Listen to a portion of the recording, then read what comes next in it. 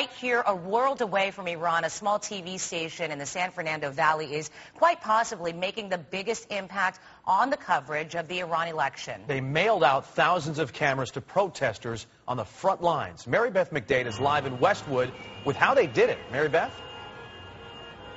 All right, guys, well, first let me just show you here the protests that we have going on. And as you know, U.S. journalists have no trouble covering a protest like this. However, over in Iran, they're being locked up for it. So it's really through amateur video and sites like Twitter that people are getting a real sense of what's going on over there. Plus, as you mentioned, a local TV station has come up with a very creative way for people to capture the images on the streets of Tehran and avoid government censorship. You could basically call it the power of the pen. This video of a philosophy student being gunned down by government militiamen has, for many, put a face to the Iranian revolution. But if it weren't for amateur video being beamed around the world via social networking sites, expatriates from Iran like Shahram Homayan don't believe people in other countries would know about the deadly clashes. One is the internet, number two, all the young people helping, and number three, the prediction that we had for what's going to happen a few months back. We caught up with Homayan at a protest in Westwood tonight.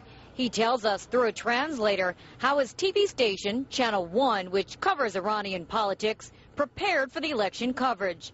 He says that Canoga Park-based station sent 10,000 camera pens to an opposition movement a few months ago.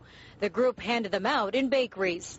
I was on camera. I was asking people to go to the bakeries. I was asking people to join each other. Here's some of the images of the demonstrations taken with their camera pens. This video was emailed 2 days ago, but station employees say they've received many over the past few months surrounding the election process. Well, this all started with the hastim movement, where people were just recording protests that were going on inside Iran. And now it's paying off, I guess.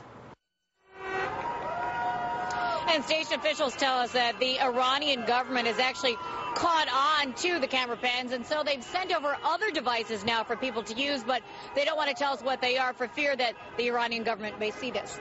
For now, reporting live in Westwood, Mary Beth McDade, KTLA News. Back to you guys. Can't beat that technology. All right, Mary Beth, thank you. And there were also counter-protests today in Iran outside the building that once housed the U.S. embassy there. Demonstrators burned U.S. and British flags and accused both countries of meddling in Iran's affairs. The building has been vacant since it was stormed by hardline Islamists in 1979, triggering the Iran